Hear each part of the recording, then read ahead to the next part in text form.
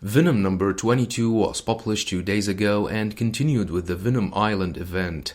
We saw how Eddie Brock lost his symbiote after it was consumed by the reborn Carnage symbiote who bonded to him after he had killed Cletus Cassidy.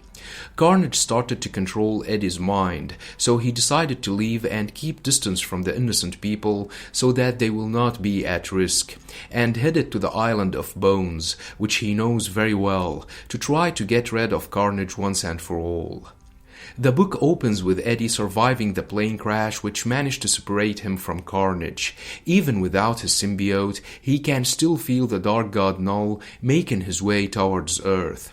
But before thinking about fighting Null, Eddie has to get his symbiote back from Carnage.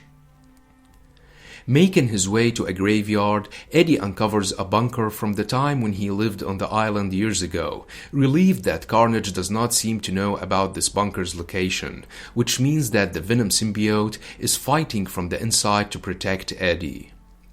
He enters the bunker, which contains an arsenal of weapons. Elsewhere in the jungle, Carnage begins bonding to every animal it comes across.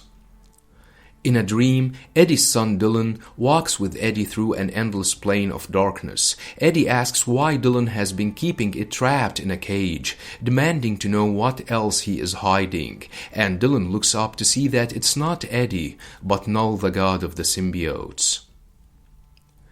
In his panic, Dylan rips off Null's hand. As the hand turns into living darkness and engulfs him, Null demands that Dylan show him what he is hiding. Dylan wakes up screaming, before realizing it was just a nightmare.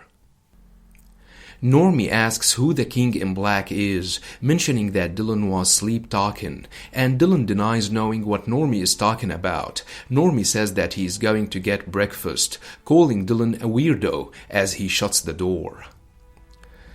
Alone, Dylan pulls a wooden box out from under his bed and apologizes to its contents, a still living piece of Norman Osborn's Carnage symbiote, saying that he will not keep it caged up anymore.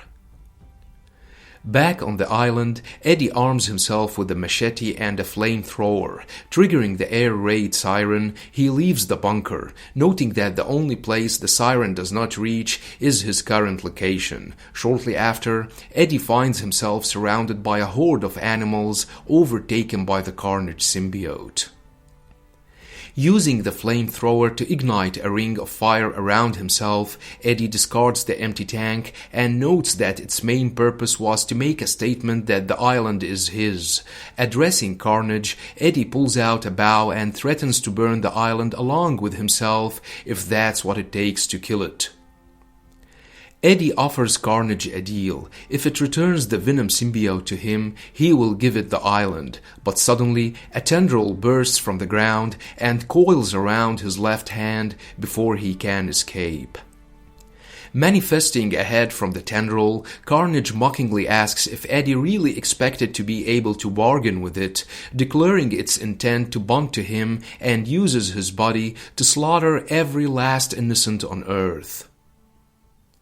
Mentally apologizing to his symbiote and vowing to come back for it, Eddie agrees, before pulling out his machete and lopping off his affected hand in this impressive artwork by Mark Bagley. The cover of the next issue, however, shows that Eddie is still having his hand intact. Let me know what you think about this book, and don't forget to subscribe, share, and like. Thanks for watching, and have a nice one.